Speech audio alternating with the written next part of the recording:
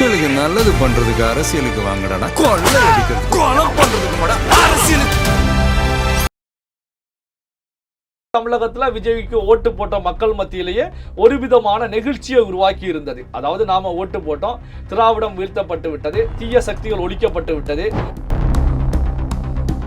திமுக அதிமுக போன்ற கட்சிகளுக்கு ஒரு வெறுப்பை ஒரு தமிழக வெற்றி கழகம் மீது ஒரு கோபத்தை உருவாக்கி இருக்கிறதோ இல்லையோ, அதை கடந்து வந்து பாத்தீங்க அப்படின்னா டெல்லி பாஜக மட்டத்துல தான் பெரிய ஒரு அதிர்வலையா உருவாக்கிச்சு. இந்த பாஜகவுடைய டெல்லியுடைய அதிர்வு தான் இங்க ஆளுநராக இருக்கக்கூடிய அர்லேக்கரை பொறுத்த வரைக்கும் டிஜிபி ரத்தோர் அவர்களை கூப்பிட்டு, தலைமைச் செயலரை கூப்பிட்டு எந்த அடிப்படையில பாதுகாப்பு கொடுத்தீங்க அப்படிங்கிற கேள்விகளை கேட்டதாகவும், இதற்கு வந்து பாத்தீங்கன்னா லீகலாக தமிழகத்துல பாஜகவுக்கு ஒரு ஆதரவை கொடுக்குமா அப்படின்னா ஒரு துளியளவு கூட கொடுக்காது. இது தமிழகத்துல பாஜகவுக்கு பெரும் வீழ்ச்சியை கொடுக்கக்கூடிய செயலா தான் பார்க்கப்படுது. பாஜக மீது நம்பிக்கை கொண்ட ஒரு சிலர் இருந்தாலும் அவர்கள் கூட பாஜக கிட்ட கேள்வி கேட்கக்கூடிய அடிப்படையிலான ஒரு கேவலமான சம்பவமாக தான் இது பார்க்கப்பட்டு இருக்கு. பாஜகவுக்கு என்ன ஒரு பயம் ஏற்படுகிறது அப்படின்னா, ஒரு நடுக்கம் ஏற்படுகிறது அப்படின்னா, காங்கிரஸ் கூட வந்து விஜய் வந்து கை கோக்குறாங்க. ஒரு ரூலிங் பார்ட்டியா இருக்கும், 3 முறை வெற்றி பெற்று மத்தியில் ஆட்சியில் இருக்கும். இப்படி ஒவ்வொரு மாநிலமாக பாஜக கொடி நாட்டி வெற்றி வாக சூடி வந்துகிட்டு இருக்கக்கூடிய சூழ்நிலையும் பாஜக நகர்த்திய காய்களுக்கு விஜய் இடமே கொடுக்கல. பாஜக என்னுடைய அரசியல் எதிரி அப்படிங்கிறதுல 1% கூட விஜய் இறங்கி வராம இருந்துகிட்டே இருக்காங்க. இப்ப காங்கிரஸ் கட்சியை பொறுத்த வரைக்கும் அதுல பாதாளத்துல விழுந்து கிடக்கிறது. இண்டி கூட்டணியை பொறுத்த வரைக்கும் அங்க ஒரு வலுவான தலைவர் இல்லாம இண்டி கூட்டணி தத்தளிச்சுக்கிட்டு இருக்கு. அப்போ வந்து பாத்தீங்கன்னா விஜய் அவர்கள் காங்கிரஸோடு செல்லக்கூடிய நிகழ்வு, கம்யூனிஸ்டுகளை தன் பக்கம் வர வேண்டும் அப்படின்னு சொல்லி கடிதம் அனுப்பி இருக்கக்கூடிய நிகழ்வுகளை பொறுத்த வரைக்கும் நேஷனல் அளவுல விஜய்க்கு வந்து பாத்தீங்கன்னா விஜயுடைய வளர்ச்சி நாளைக்கு பெரிய அளவுல இருக்கும். டெல்லியில பாதிப்பை ஏற்படுத்தும் அப்படிங்கிற நிலையில தான் பாஜகவை பொறுத்த வரைக்கும் விஜய்க்கு எதிராக சதியாட்டம், சதுரங்க ஆட்டத்தை துவக்கினாங்க. இந்த சதுரங்க ஆட்டத்தின் அடிப்படையில தான் பாத்தீங்கன்னா விஜய் அவர்களை சிஎம் ஆக விடாமல் தடுக்கக்கூடிய வேலையிலையும் கவர்னர் மாளிகை தீவிரமாக செயல்பட்டுகிட்டு இருக்கிறது. விஜய் அவர்கள் இதெல்லாம் சமாளிச்சு அரியணையில அமரும் போது அரசியல் களம் எப்படிப்பட்டது, இந்த அரசியல் களத்துல இருக்கக்கூடிய முதலைகள், நரிகள், திமிங்கலங்கள் எல்லாம் எப்படிப்பட்டது, இந்த களத்துல நாம சிஎம் நாற்காலியில அமர்ந்து எப்படி செயல்படணும் அப்படின்னா ஒரு பக்குவம் பெற்றவராகத்தான் சிஎம் வந்து அமர போறாங்க. இந்திய அளவுல ஒரு முதன்மையான தலைவராக, பாஜகவை எதிர்க்கக்கூடிய தலைவராக ஸ்டாலின் அவர்களும் இருந்தாரோ அதை கடந்த நிலையில, பலபடி உயர்வான நிலையில விஜய் அவர்கள் பாஜகவை எதிர்க்கக்கூடிய ஒரு தலைவராக தமிழகத்துல மட்டுமல்ல இந்திய அளவுல வரப்போகிறார், விஸ்வரூபம் எடுக்க போறார் அப்படிங்கிறது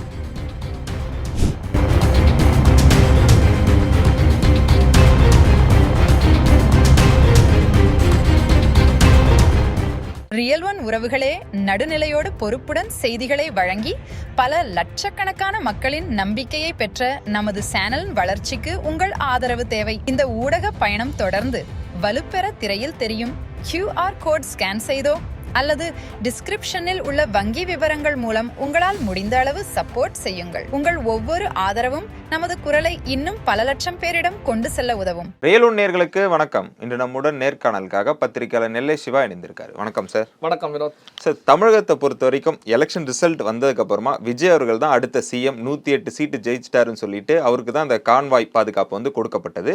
ஒரு சில தினங்களுக்கு முன்பு இது பறிக்கப்பட்டதுல இதன் பின்னணி என்ன காரணம் சார்? அதாவது வந்து பாத்தீங்கன்னா நடைமுறையில் இருக்கக்கூடிய வழக்கம், தேர்தல் முடிந்து ரிசல்ட் வரும்போது யார் வெற்றி பெறாங்க, யார் ஆட்சி அமைக்க போறாங்க அப்படின்னு பார்க்கும் போதுதான் உடனே வந்து அரசு இயந்திரத்தை பொறுத்த வரைக்கும் அதில் உயர் பதவியில் இருக்கக்கூடிய அதிகாரிகள் நேரடியாகவே சென்று அந்த ஆட்சி அமைக்கக்கூடிய கட்சி அதனுடைய தலைவருக்கு மாலை அணிவிப்பது, பொக்கே கொடுப்பது, அவர்களுக்கு வாழ்த்து தெரிவிப்பது நடைமுறையில் இருக்கக்கூடிய ஒரு வழக்கம் தான். அதாவது பார்த்தீங்கன்னா இப்போ திமுக ஆட்சியில் இருக்கிறது, அடுத்து அதிமுக வரப்போகிறது அப்படின்னா அதிமுக எடப்பாடி பழனிசாமிக்கு போய் பண்ணுவாங்க. 2021 எடப்பாடியார் வீழ்த்தப்பட்டு ஸ்டாலின் அவர்கள் வெற்றி பெறும்போது மாலை 4 மணி வாக்கிலேயே வந்து பார்த்தீங்கன்னா தலைமைச் செயலகத்தில் இருக்கக்கூடிய தலைமைச் செயலாளர்கள் எல்லாமே ஸ்டாலினுடைய வீடு தேடி சென்றுட்டாங்க, மாலை போட்டு அணிவகுத்து நின்றாங்க. டிஜிபியை பொறுத்த வரைக்கும் நேரடியாக சென்று ஸ்டாலின் அவர்களை சந்தித்து வாழ்த்து சொன்னாங்க. ஸ்டாலின் அவர்களுக்கு சிஎம்முக்கான பாதுகாப்பு அங்கு கொடுக்கப்பட்டது. இது வந்து நடைமுறையில் இருக்கக்கூடிய ஒரு யதார்த்தமான ஒரு விஷயம்தான். ஆனால் வந்து பார்த்தீங்கன்னா இந்த முறை 2026 தேர்தலில் விஜய் அவர்கள் 108 தொகுதியில் வெற்றி பெற்று அடுத்த சிஎம் விஜய் தான் அப்படிங்கும் போது நடைமுறையில் இருக்கக்கூடிய ஒரு விஷயத்தை வந்து அதிகாரிகள் வந்து ஃபாலோ பண்ணுவாங்க.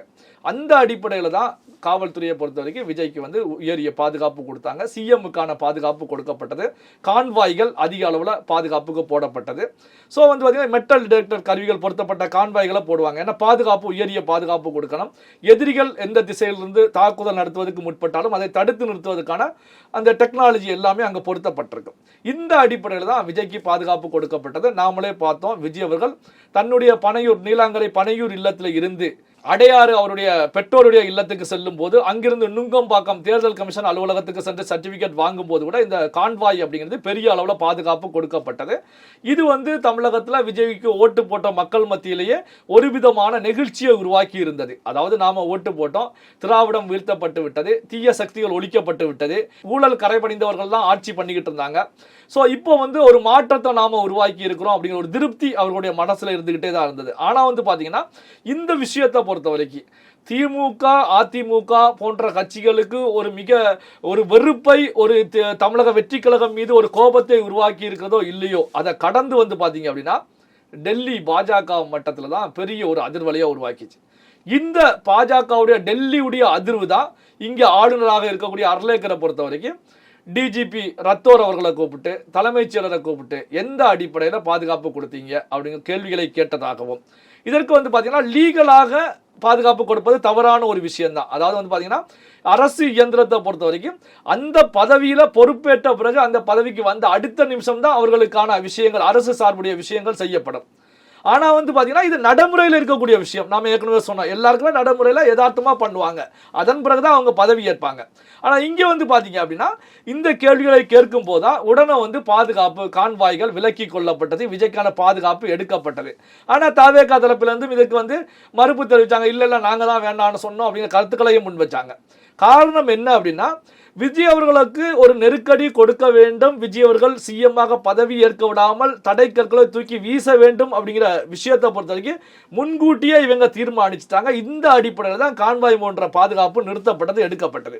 இதுல இருந்து எழக்கூடிய ஒரு கேள்வி என்ன அப்படின்னா, தமிழகமே பார்த்துக்கிட்டு இருக்காங்க, மக்களால் ஒரு ஜனநாயகத்தின் அடிப்படையில் ஒருவரை சிஎம்மாக தேர்வு செய்கிறாங்க, நம்பர்ஸ் அதிக எண்ணிக்கையில் சட்டமன்ற தொகுதியை கொடுக்குறாங்க. ஆனால் வந்து பார்த்தீங்கன்னா அரசு இயந்திரம் அப்படின்னு சொல்லக்கூடிய அரசு இயந்திரத்தை கட்சிகள் சுயநலத்துக்காக பயன்படுத்துகிறாங்க. இதன் மூலமாக பழிவாங்கல் நடவடிக்கைகள் பெருமளவு நடத்தப்படுகிறது அப்படிங்கிறது வெட்ட வெளிச்சமாகவே தெரிஞ்சுக்கிட்டு இருக்கு. இந்த நிகழ்வை பொறுத்த வரைக்கும் தமிழகத்தில் பாஜகவுக்கு ஒரு ஆதரவை கொடுக்குமா அப்படின்னா ஒரு துளியளவு கூட கொடுக்காது. இது தமிழகத்தில் பாஜகவுக்கு பெரும் வீழ்ச்சியை கொடுக்கக்கூடிய செயலாக தான் பார்க்கப்படுது. பாஜக மீது நம்பிக்கை கொண்ட ஒரு சிலர் இருந்தாலும் அவர்கள் கூட பாஜக கிட்ட கேள்வி கேட்கக்கூடிய அடிப்படையிலான ஒரு கேவலமான சம்பவமாகத்தான் இது பார்க்கப்பட்டு இருக்கு. சரி, எதற்காக இப்படி பாஜக டெல்லி பாஜக செயல்படுகிறது அப்படின்னா விஜய் பின்னாடி இருக்கக்கூடிய இளைஞர்கள் படை, நாம கடந்த வீடியோக்குள்ள கூட பேசியிருந்தோம். இந்த இளைஞர்கள் தான் விஜய் வந்து செலக்ட் பண்ணியிருக்காங்க. இளைஞர்களை பொறுத்த வரைக்கும் தற்போதைய நிலையில் இருக்கக்கூடிய டெக்னாலஜியை பயன்படுத்தி இருக்காங்க. விஜய் பின்னாடி இளைஞர்கள் படை நின்றது தான் காலங்காலமாக ஆட்சியில் இருந்த அதிமுக திமுக போன்ற கட்சிகள் நிற்க முடியாமல் இருந்தது. அப்போ இளைஞர்கள் அப்படிங்கும்போது இள ரத்தம் களத்தில் இறங்கும் போது அவருடைய வேகம் விவேகம் எல்லாமே தெரியும். ஏன்னா டெக்னாலஜியை பொறுத்த வரைக்கும் புதிதாக வரக்கூடிய டெக்னாலஜியை முதல்ல பயன்படுத்தக்கூடியவர்கள் யார் பயன்படுத்துவாங்க? இளைஞர்கள் தான் அதிக அளவில் பயன்படுத்துவாங்க. அந்த டெக்னாலஜியை பற்றிய இளைஞர்களுக்கு தான் தெரியும். அதனால தான் இந்த விஜய் பின்னாடி நின்ன படையை பொறுத்த வரைக்கும் மற்ற கட்சிகள் எல்லாமே வந்து யூடியூப், ஃபேஸ்புக், ட்விட்டர் அப்படின்னு சொல்லி தங்களுடைய அரசியல் பிரச்சாரங்களை பெருமளவு எடுத்துட்டு போகும்போது இந்த விர்ச்சுவல் வாரியர்ஸ் சொல்லக்கூடிய விஜயுடைய அந்த இளம் படையை பொறுத்த வரைக்கும் இன்ஸ்டாகிராமை தான் முழுமையாக பயன்படுத்தினாங்க. காரணம் என்ன அப்படின்னா இன்ஸ்டாகிராம் தான் இன்னைக்கு டாப்ல இருக்கக்கூடிய ஒரு விஷயமா இருந்துகிட்டு இருக்கு, ஒரு சோசியல் மீடியாவா இருந்துட்டு இருக்கு, பிளாட்ஃபார்மா இருந்துட்டு இருக்கு. இதை முழுமையாக பயன்படுத்தினாங்க. அதான் கடந்த காலத்தில் 2014 காலகட்டத்தில் குஜராத்தில் மோடி அவர்களை பொறுத்த வரைக்கும் ஃபேஸ்புக்கை பெரிய அளவில் பயன்படுத்தினாங்க. ஏன்னா ஃபேஸ்புக் அப்படிங்கிறது பெரிய அளவில் தெரியாமல் இருந்த காலகட்டம். அவங்க இந்த ஃபேஸ்புக்குங்கிறத பெரிய அளவில் பயன்படுத்தும் போதுதான் இந்திய அளவில் பெரிய அளவுக்கு மோடி அவர்களுக்கு எடுத்து சென்று இந்தியாவுடைய பிரதமராக கொண்டு வந்து உட்கார வைத்தது. இன்னைக்கு பாத்தீங்கன்னா ஃபேஸ்புக்கை விட இன்ஸ்டாகிராம். இதன் மூலமாக தான் விஜய் அவர்கள் வந்து பாத்தீங்கன்னா ஒரு சிஎம் அப்படிங்கிற நிலையை எட்டி இருக்காங்க. அப்போ பாத்தீங்கன்னா பாஜகவுக்கு என்ன ஒரு பயம் ஏற்படுகிறது அப்படின்னா, ஒரு நடுக்கம் ஏற்படுகிறது அப்படின்னா, காங்கிரஸ் கூட வந்து விஜய் வந்து கை கோக்குறாங்க. ஒரு ரூலிங் பார்ட்டியா இருக்கும், 3 முறை வெற்றி பெற்று மத்தியில் ஆட்சியில் இருக்கும். இந்திய அளவில் வந்து பல்வேறு மாநிலங்களில் பாஜக ஆட்சியில் இருக்கிறது. வெஸ்ட் பெங்காலில் மம்தா பானர்ஜியா வீழ்த்தியாச்சு, மிகப்பெரிய ஒரு வெற்றியை பெற்றிருக்கோம். இப்படி ஒவ்வொரு மாநிலமாக பாஜக கொடி நாட்டி வெற்றி வாகை சூடி வந்துகிட்டு இருக்கக்கூடிய சூழ்நிலையும் பாஜக நகர்த்திய காய்களுக்கு விஜய் இடமே கொடுக்கல. பாஜக என்னுடைய அரசியல் எதிரி அப்படிங்கிறதுல 1% கூட விஜய் இறங்கி வராம இருந்துகிட்டே இருக்காங்க. அப்போ வந்து பாத்தீங்கன்னா பாஜகவுடைய காய் நகர்த்தலுக்கு விஜய் இடம் கொடுக்காம இருக்கக்கூடிய நிகழ்வும் அதே நேரத்தில் இந்திய அளவில் அழிந்து வரக்கூடிய ஒரு கட்சியாக காங்கிரஸ் கட்சி இருந்துகிட்டு இருக்கு. பல மாநிலங்கள்ல வந்து காங்கிரஸ் கட்சி ஆட்சியை இழந்துட்டாங்க, தோல்வி முகத்தில் சென்றுகிட்டு இருக்காங்க.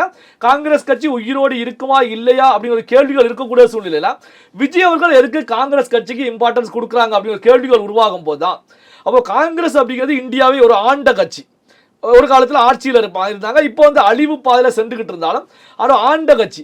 அப்போ வந்து பார்த்தீங்கன்னா இது வந்து விஜய் அவர்கள் அமைக்கக்கூடிய மிகப்பெரிய ஒரு வியூகமாக இருக்கிறது அப்படிங்கிறது தான் டெல்லி பாஜகவில் ஒரு அதிர்வலையை உருவாக்குது. காரணம் என்ன அப்படின்னா, இதற்கு எடுத்துக்காட்டாக சொல்லணும் அப்படின்னா, இப்போ மோடி அவர்களை பொறுத்தவரைக்கும் யாருன்னே வெளி உலகத்துக்கு தெரியாது. திடீர்னு பாஜக தலைமை குஜராத்தில் மோடியை சிஎம்மாக கொண்டு வந்து உட்கார வச்சாங்க. சிஎம்மாக வந்த பிறகு அங்கு செய்த நலத்திட்டங்கள், பல்வேறு நலத்திட்டங்கள், மாநிலத்துடைய வளர்ச்சி பாதைகள், இதுல எல்லாம் தீவிரமாக ஈடுபடும் போது அந்த குஜராத் அப்படிங்கிற ஒரு மாநிலத்தை எடுத்துக்காட்டாக முன்மாதிரியாக முன்வைத்து தான் இந்தியா முழுவதும் பிரச்சாரங்களை மேற்கொண்டு மோடி அவர்கள் பிரதமராக வந்து அமர்ந்தாங்க. இப்போ வந்து பாத்தீங்கன்னா இந்த இந்தியாவுடைய வரலாற்றிலேயே நாம ஏற்கனவே ஒரு வீடியோவில் பேசியது போலதான், அதாவது அரசியல் கட்சியில இல்லாமல் நேரடியாக களத்துல வந்து கட்சி ஆரம்பித்து சில வருடங்களுக்குள்ளாரவே மிகப்பெரிய ஒரு எண்ணிக்கையில் வெற்றி பெற்று சிஎம்மாக அமர இருக்கக்கூடியவராக விஜய் இருந்துட்டு இருக்காங்க. அவர் விஜய் பின்னாடி இளைஞர் படை இருக்கிறது. இந்த இளைஞர் படையை பொறுத்தவரைக்கும் தமிழகத்துல மட்டும்தான் இருக்கிறதா அப்படின்னா இதுதான் மிக முக்கியமான ஒரு கேள்விக்கு பதிலாக இருந்துட்டு இருக்கு. என்ன அப்படின்னா, விஜயை பொறுத்த வரைக்கும் விஜயுடைய படம் அப்படிங்கிற ஒரு விஷயத்தை பொறுத்த வரைக்கும் இந்தியா முழுவதும் பரவலாக எல்லா மாநிலங்களிலுமே வசூல் ஈட்டிக்கிட்டு இருக்கு. இப்போ வந்து தமிழகத்தை ஒட்டி இருக்கக்கூடிய அண்டை மாநிலங்கள் கேரளா, கர்நாடகா, ஆந்திரா, பாண்டிச்சேரி இந்த மாநிலங்களில் மட்டும்தானா அப்படின்னா டெல்லியிலையும் விஜய் படம் மிகப்பெரிய அளவில் வசூலை ஈட்டி கொடுக்கிறது, குஜராத்லையும் மிகப்பெரிய அளவில் ஓடிக்கிட்டு இருக்கு, பீகார் போன்ற மாநிலங்களையும் ஓடிக்கிட்டு இருக்கு. அப்போ வந்து பார்த்தீங்கன்னா விஜய்க்கு ரசிகர்கள் இளைஞர்கள் படை அப்படிங்கிறது இந்திய அளவில் இருந்துகிட்டே தான் இருக்கு. அப்போ விஜய் அவர்களை பொறுத்த வரைக்கும் இப்போ விஜய் அவர்கள் வந்து எந்த ஒரு மாநிலத்துக்கு சென்றாலும் விஜய் வர்றாங்க அப்படிங்கிற ஒரு நியூஸ் வந்துச்சு அப்படின்னா அங்கு விஜயை பார்ப்பதற்கு ஆயிரக்கணக்கில் லட்சக்கணக்கில் அங்கே இளைஞர்கள் இளம் பெண்கள் வந்து அதிக அளவில் கூடுவாங்க. ஆனால் வந்து பார்த்தீங்கன்னா இப்போ எடுத்துக்காட்டுக்கு வந்து இப்போ ஸ்டாலின் அவர்களை பொறுத்த வரைக்கும் பல்வேறு மாநிலத்துக்கு போயிட்டு வந்தாங்க. ஸோ அப்படி ஸ்டாலின் அவர்கள் சென்றால் கூட அங்கே கூட்டம் கூடுவதற்கு வாய்ப்புகள் கிடையாது. அது ஒரு மாநில கட்சியுடைய ஒரு சிஎம் வந்து மற்ற மாநிலங்களுக்கு சென்றால் கூட பெருமளவில் கூட்டம் கூடாது, கூட்டத்தை கூட்ட வேண்டிய ஒரு கட்டாயம் தான் ஏற்பட்டிருக்கு. ஆனால் விஜயை பொறுத்த வரைக்கும் ஒரு ஒன்லைன் நியூஸ் போடும் அங்கே வந்து இளைஞர்கள் படை பெருமளவு திரளுவாங்க. அப்போ வந்து பார்த்தீங்கன்னா விஜய் அவர்களுக்கு தமிழகம் கடந்து அண்டை மாநிலங்கள் கடந்து இந்திய அளவில் இளைஞர்களுடைய செல்வாக்கு இருக்கிறது, இளைஞர்கள் மத்தியில் அறியப்பட்ட ஒரு நடிகராக விஜய் இருக்கிறாங்க. அப்படிங்கும்போது விஜய் எதிர்காலத்தில் இந்த அவருடைய செல்வாக்கி எல்லாம் பயன்படுத்துவாங்க. தமிழகத்திலேயே வீழ்த்த முடியாத திராவிட கட்சியை சுண்டு விரலால தூக்கி எறிந்து அரியணை அமர இருக்காங்க. அதே நேரத்தில் வந்து பார்த்தீங்கன்னா அண்டை மாநிலங்களில் மிகப்பெரிய செல்வாக்கு இருக்கு அப்படின்னா விஜய் அவர்கள் எதிர்காலத்தில் தமிழக வெற்றி கழகம் கட்சியானது மிகப்பெரிய அளவில் இந்திய அளவில் வளர்வதற்கான வாய்ப்புகள் இருக்கும். அப்போ வந்து பார்த்தீங்கன்னா ஒரு நபர் வளரணும்னா ஒரு வெற்றி பெற்ற கட்சியில சேர்ந்து நின்று வளருவது மிகப்பெரிய அளவில் இயலாத காரியம். என்ன அப்படின்னா அங்க மிகப்பெரிய ஜாம்பவான்கள் முதலைகள் எல்லாமே இருப்பாங்க. அதே நேரத்தில் ஆட்சிக்கு வர முடியாமல் தத்தளிச்சுக்கிட்டு இருக்கக்கூடிய கட்சிகள் மத்தியில் சென்றோம் அப்படின்னா ஈஸியா நம்ம திறமையை காமிச்சு வளர முடியும். இப்போ காங்கிரஸ் கட்சியை பொறுத்த வரைக்கும் அதில் பாதாளத்தில் விழுந்து கிடக்கிறது. இண்டி கூட்டணியை பொறுத்த வரைக்கும் அங்க ஒரு வலுவான தலைவர் இல்லாம இண்டி கூட்டணி தத்தளிச்சுக்கிட்டு இருக்கு. அப்போ வந்து பாத்தீங்கன்னா விஜய் அவர்கள் காங்கிரஸோடு செல்லக்கூடிய நிகழ்வு, கம்யூனிஸ்டுகளை தன் பக்கம் வர வேண்டும் அப்படின்னு சொல்லி கடிதம் அனுப்பி இருக்கக்கூடிய நிகழ்வுகளை பொறுத்த வரைக்கும் நேஷனல் அளவில் விஜய்க்கு வந்து பாத்தீங்கன்னா விஜயுடைய வளர்ச்சி நாளைக்கு பெரிய அளவில் இருக்கும். பாஜக அமித்ஷா போன்ற பாஜக தலைவர்கள் கணிக்கிறாங்க. இதுதான் வந்து பாத்தீங்கன்னா விஜய் அவர்களை இப்போதே வந்து அவருடைய வளர்ச்சியை சுருக்கணும், விஜய் அவர்களுக்கு நெருக்கடி கொடுத்து அரசியல்ல விஜய் நீடிக்காத அளவுக்கு பார்க்கணும், தடைகளை கொடுக்கணும், ஆட்சியில் அமர விடாம தடுக்கணும். இப்போ வந்து பாத்தீங்கன்னா சில பேர் வந்து டெல்லியை எடுத்துக்காட்டுக்கு சொல்லுவாங்க. அரவிந்த் கெஜ்ரிவால் வந்து பாஜக காங்கிரஸை வீழ்த்தி ஆட்சிக்கு வந்தாங்க. ஆனா குறுகிய காலத்திலேயே வந்து பாத்தீங்க அப்படின்னா அரவிந்த் கெஜ்ரிவால் மீது ஊழல் கரைபடைந்து அரசியல்ல வந்து இப்ப செல்ல காசாக இருந்துட்டு இருக்காங்க. இதே போன்ற ஒரு நிலை தான் டெல்லி பாஜக விஜய்க்கு ஏற்படுத்தும், விஜய் சமாளிச்சு நிக்க முடியாது அப்படின்ற கருத்துக்களை முன்வைக்கிறாங்க. ஆனா வந்து பாத்தீங்கன்னா அரவிந்த் கெஜ்ரிவாலுடைய அரசியல் பயணம் அப்படிங்கிறது முற்றிலும் விஜயை விட வேறு விதமானது. அண்ணா ஹசாரே அப்படிங்கிற மூலமாக அந்த மதுவுக்கு எதிரான போராட்டம் அப்படிங்கிறது மூலமாக அரவிந்த் கெஜ்ரிவால் வந்தாங்க, ஆட்சியை பிடிச்சாங்க. ஆனா விஜய் அப்படி கிடையாது. 35 ஆண்டு காலமாக சினிமா மூலமாக ஒரு பேஸ்மெண்ட்டை கிரியேட் பண்ணி வச்சிருக்காங்க, ரசிகர் பட்டாளத்தை கிரியேட் பண்ணி வச்சிருக்காங்க. அதாவது பார்த்தீங்கன்னா விஜய்க்காக உயிரை கொடுக்கக்கூடிய ரசிகர்கள் பெருமளவு இருக்காங்க. இப்படிப்பட்ட ஒரு கட்டமைப்போட இந்திய அளவில் விஜய் வந்து தன்னுடைய பார்வையை செலுத்தினால் இது பாஜகவுக்கு நெருக்கடியை உருவாக்கும். என்ன பார்த்தீங்கன்னா, கடந்த காலத்தில் இண்டி கூட்டணிக்கு வந்து ஸ்டாலின் அவர்கள் தலைமை தாங்க போறாங்க, பிரதமர் வேட்பாளராக ஸ்டாலின் அவர்களை இண்டி கூட்டணி கொண்டு வர போகிறது. காரணம் என்ன அப்படின்னா, பாஜகவை எதிர்க்கக்கூடிய தலைவர்களில் பாஜகவை எதிர்க்கக்கூடிய முதல்வர்கள்ல முதல் நிலையில மு.க. ஸ்டாலின் அவர்கள் இருந்தாங்க. இரண்டாவது நிலையில தான் மம்தா பானர்ஜி இருந்தாங்க. மம்தா பானர்ஜியை விட ஸ்டாலின் அவர்கள் முதல் நிலையில இருந்துட்டு இருந்தாங்க, ஒருபடி மேல இருந்துட்டு இருந்தாங்க. அப்போ வந்து பாத்தீங்கன்னா ஸ்டாலின் அவர்களை தான் வந்து ஒரு பிரதமர் வேட்பாளராக கொண்டு வர போறாங்க அப்படின்னு பேச்சுக்கள் எல்லாம் அடிபட்டது நமக்கு தெரியும்.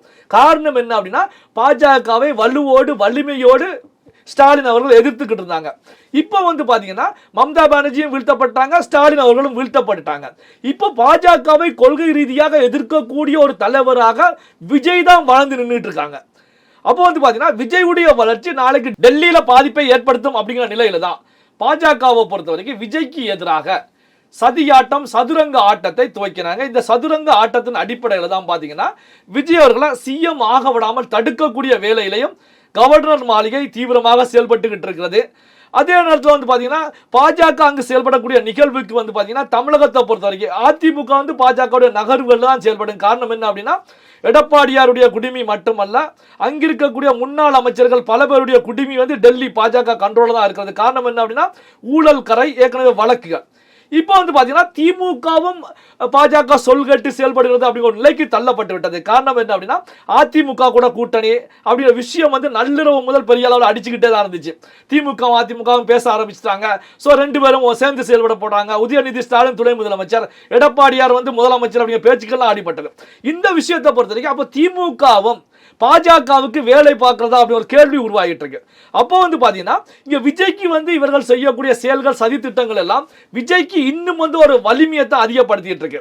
இப்போ வந்து பாத்தீங்கன்னா காங்கிரஸ் கட்சி கூட ஒரு ஸ்டேட்மெண்ட் கொடுத்திருந்தாங்க, நாங்க வந்து திமுகவுடைய முதுகுல குத்திட்டு நாங்க இங்க ஓடி வரல, நாங்க வந்ததுக்கு ரீசன் என்னன்னா வந்து மதவாத சக்திகளை எதிர்க்கக்கூடிய மதச்சார்பற்ற அரசு ஒன்று தமிழ்நாட்டில் அமைய போகிறது, அதற்கு நாம கை கொடுக்கிறோம் அப்படிங்கிற கருத்துக்களை முன்வைக்கிறாங்க. அப்போ காங்கிரஸ் வந்து பாத்தீங்கன்னா இதற்கு முன்னாடி இருந்த திமுக வலுவிழந்து விட்டது, வலிமை இழந்து விட்டது, எதிர்க்கட்சியில போய் அமர்ந்துட்டாங்க.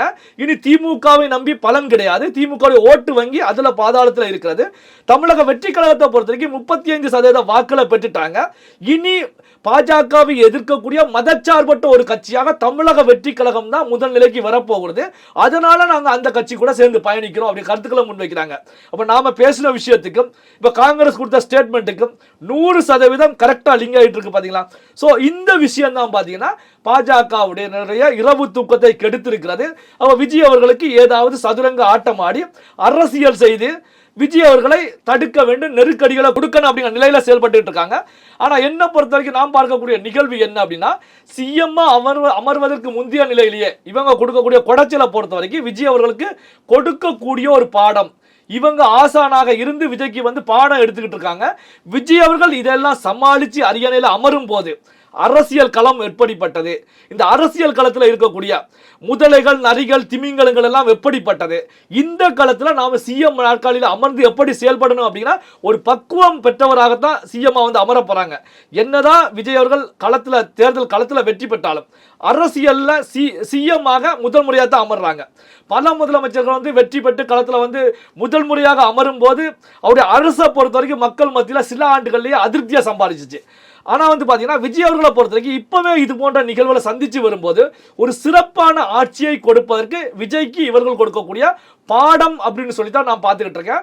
அதனால இந்த விஷயத்தை பொறுத்த எதிர்காலத்துல அரசியல் களம் தமிழகத்துல எப்படி திமுக பாஜக அப்படிங்கிற எதிர்ப்பு இருந்ததோ, இந்திய அளவுல ஒரு முதன்மையான தலைவராக பாஜகவை எதிர்க்கக்கூடிய தலைவராக ஸ்டாலின் அவர்கள் இருந்தாரோ, அதை கடந்த நிலையில பலபடி உயர்வான நிலையில விஜய் அவர்கள் பாஜகவை எதிர்க்கக்கூடிய ஒரு தலைவராக தமிழகத்துல மட்டுமல்ல இந்திய அளவுல வரப்போகிறார், விஸ்வரூபம் எடுக்க போறார் அப்படிங்கிறது தற்போதைய நிலையிலேயே நாம கணிக்கக்கூடியதாகத்தான் இருந்துகிட்டு இருக்கு. தொடர்ந்து பேசுவோம் சார். எங்களோட இணைந்து பல்வேறு தகவலை பயந்ததற்கு மிக்க நன்றி. நன்றி. உங்கள் பிசினஸ் இன்னும் அதிக மக்களை சென்றடைய வேண்டுமா? இன்றைய டிஜிட்டல் உலகில் சரியான ப்ரமோஷன் தான் வெற்றியின் முதல் படி. தமிழகம் முழுவதும் பல லட்சக்கணக்கான பார்வையாளர்களை தினமும் சென்றடையும் ரியல் ஒன் யூடியூப் சேனல்களில் உங்கள் பிசினஸ் இனி எல்லோரும் அறியட்டும்.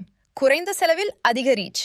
உங்கள் பிராண்டுக்கு நம்பிக்கையும் வளர்ச்சியும் சேர்க்க இன்றே எங்களை தொடர்பு கொள்ளுங்கள். 9280087164